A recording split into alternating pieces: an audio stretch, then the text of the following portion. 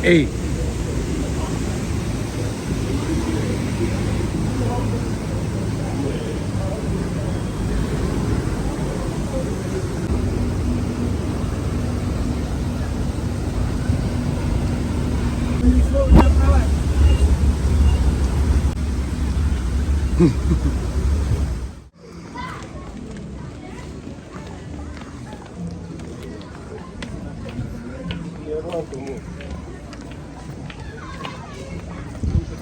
Oh, Debbie. Hey.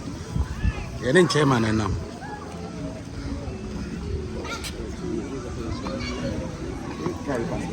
Yeah.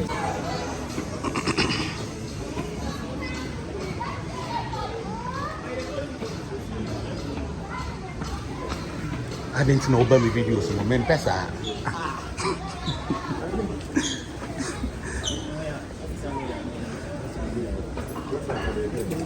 The events them closely. The events them closely.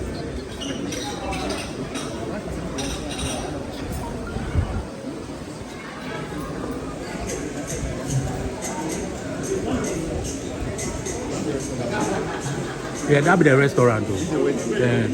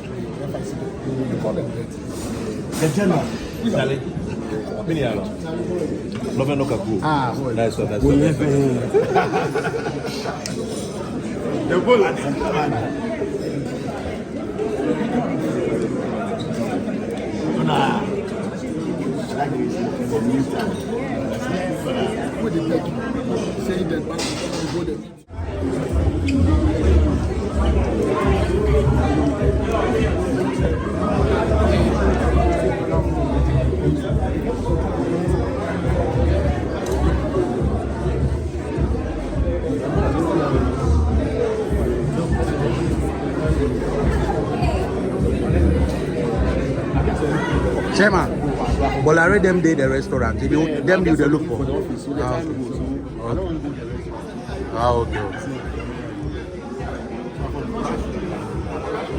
Okay. Get Ghana up to the gate about 300 people to attend the festival. Well, you can see that the chairman is a very forward-thinking man, and he's beating me to it. Thank you so much, sir, for that. It shows how powerful and how prepared Ghana is for the Global Entrepreneurship Festival 2025. Ladies and gentlemen, as the chairman was speaking, we're just joined in by Mrs. Efwa Wajato. She is the CEO of Ghana Tourism. The music industry here in West Africa. He is the originator of the much acclaimed Ghana Meets Niger concert, which is a big sub-economy on its own and has improved big diplomatic relations between Ghana and Nigeria. In terms of entrepreneurship, he is one who has grown many concepts and is inspiring many young people from all over the world. Distinguished ladies and gentlemen, it was by no accident that the Global Entrepreneurship Festival fell on him to play the critical role of board chairman for the region of Ghana. He comes here to give ourselves an important welcome.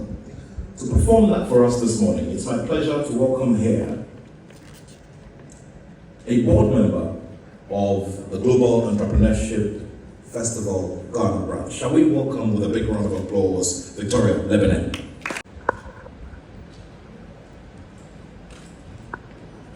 Distinguished guests, global awards, members of the press, and fellow builders of the future. Good afternoon. Today is not just a moment, it is a signal a signal that the global spotlight is shifting and is facing Africa, not out of pity, not out of charity, but out of recognition. Recognition of the continent no longer waiting to be discovered, but choosing to define itself. I am honored to stand here or an investor, but as a witness to what happens when local systems are empowered, and as a firm believer that Africa's global rise will not come from abroad, it will rise from within. Africa is not lacking talent, it's not lacking ambition either, it's not lacking innovation. What it has often lacked is infrastructure, access, and ownership. This is why I built microcredit, not just to lend money, but to lend hope to everyday people who are often overlooked by traditional financial institutions. It is why I also created big index to fund ideas, support people with immense potential, and businesses at their early stage. And also why we continue to push forward with Oya microcredit on the African continent, a model built for Africa, because financial access must be as widespread as our potential. Our rise is not in competition with the West, it is in cooperation with our realities. Africa is the youngest continent on earth. That's not a statistic, it is a strategic advantage. But youth without opportunity is a sticking time bomb. The world doesn't need to save Africa. Africa needs the space, the tools, and the partnership to activate its own genius. Let me be clear. We are not asking for access. We are building access. We are not chasing validation. We are creating value. We are not waiting to be invited. We are building the house. So to the world watching, invest not only in Africa ideas, but in Africa ecosystems. Support not only innovation, but the infrastructure that sustains it. And to my fellow Africans, let's stop outsourcing our potential. Let's stop exporting our genius. And let's stop estimating our wealth. Africa will rise when local systems are strong enough to hold global dreams.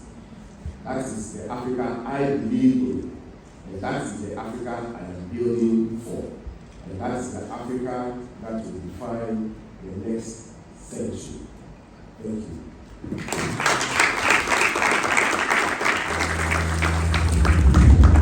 Please let us celebrate him one more time. It shows me that my visions are valid and can be achieved. Training, incubation, and mentorship. What is the key to start? Focus on the why, focus on connecting with investor.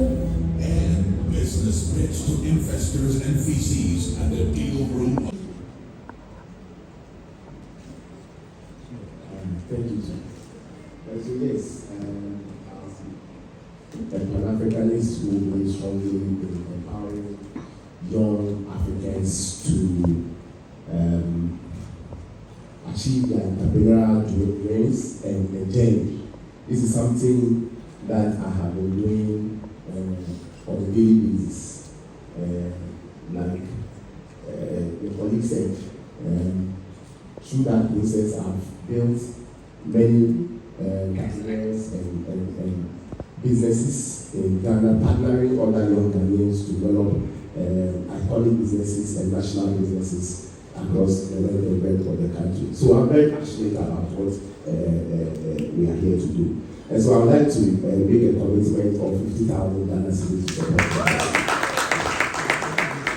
Can I hear another round of applause for Mr. Richard for that commitment? Thank you so much. Please hand him the form so that he can fill the details. Thank you so much. I received so many insightful beautiful and beautiful faces calling my name in this audience. I don't know. Who am I to? You know, Mr. Richard Nyamakoye has given us 50,000. That is well enough to take about 5 people down to Nigeria. And I know that he's also going to top up as we go. This is November. I know how you go about, things every now and then. So I'm just trusting God that by that time you say we'll make it 500,000. And we can take about maybe 100 people from there. Rachel, thank you. My daughter, Hassan, over to you. Let's share this one together. There's a popular slogan that Billionaire uses a lot. And you and I know that it is possible. He's here. I have a commitment over here. The pretty lady in purple. I said the women. Kindly, let's have Dr. Hassan America. Okay, I'll come to you right now. Hola. We are not going to go for the Calvin's anymore. I'm going to answer the car show. So you are not invited to my house again. Anyway, thank you very much. I have listened to most of the speakers, and I'm very grateful that we're all here guarantors, young men trying to build entrepreneurs, and as well build a community of visionary leaders, men and women. But you see, with all these programs, we also have challenges. And those challenges are what our youth are facing. And if we don't take them out of those challenges, it will become very difficult to sustain businessmen and entrepreneurs. And that has to do with, first of all, technical knowledge. We go into businesses and we don't have knowledge about those businesses. We assume that me is doing something and everybody wants to do it because which is making money out of it, but we don't actually know how it's done. Yesterday I was standing somewhere in my house and I was looking around 2 a.m. and I was imagining it was dark. Everybody was sleeping. And I was like, this policy of 24-hour economy, what can we do? Can we have a well at night? Can we have a well at night? But once people are sleeping, others are making money in the night. What can we do? What can we offer to have a business operating in the night 24/7 and not just sleep? Because we cannot all be sleeping at the same time. Some people should be sleeping while others should be working. And some people should be working while others are sleeping. But we are not making good use of our night shift. And that is a problem, a big one. So I was shocked. I asked myself, what can I do with the night? How can I become rich out of this night? What can I do to make this night very useful to the world? So as entrepreneurs, let's start thinking about it. Vice Chairman spoke about pricing. It's important for us to know that pricing is very important in everything we do. But one thing we must know is that find a problem in your community and find a solution to that, you will become very rich. Identify a problem wherever you are. Rich men don't come out from the blue. They identify problems and solve them. And when they solve those problems, they make money out. Money chases them, money follows them. When you are solving problems, money follows. You don't even realize you're making money. Because the money is so much to the extent that your concentration in your purpose is solving the problem, not making the money. The money becomes a reward. And anyway, pricing also we spoke about. Africa is expensive. Yes, but the expensive things are so difficult for all of us to be able to afford. So let's look at the minute things that we can afford. People sell water and they are billionaires, but we all think that we must sell gold to become a billionaire. No.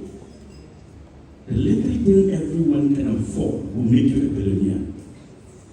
If everybody is buying pure water every day for 50 cents, and 100 million Ghanaians, 10 million Ghanaians are buying pure water from your company for 50 cents a day. Just imagine how much money you are making. So sometimes it's not the value of the commodity that you sell that will make you rich, but the turnover of that commodity that will make you rich. How many people can afford it? That will make you rich. I don't want to take much of your time. Just a guess. Thank you very much. Thank you so much. Are we ready for Ghana to host a global entrepreneurship festival? Yes. Certainly. Mr. President, there you go. So we will not only say Nigeria, next year, God willing, we'll bring it to Ghana. As we gather from various corners of the globe, the festival is a collective stage to highlight the challenges entrepreneurs face every day. Let's put forward their ideas, only to encounter hurdles. Today, we'll sign a memorable MOU with Bita from Nigeria.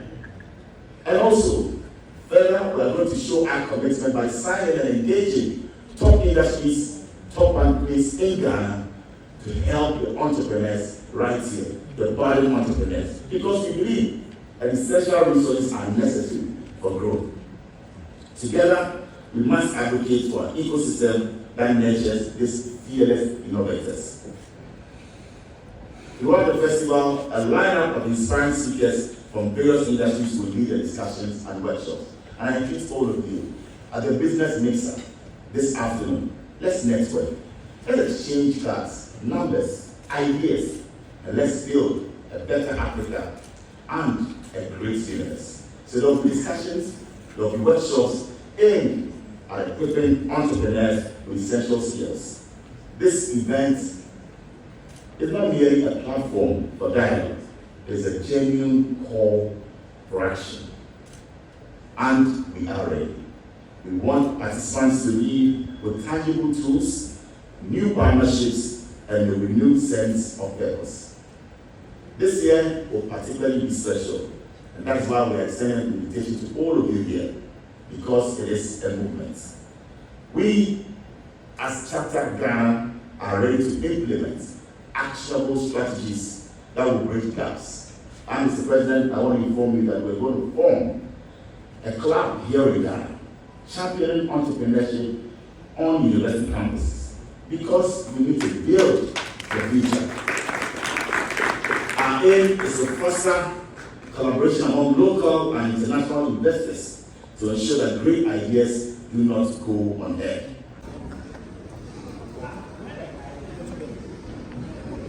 It's there, right?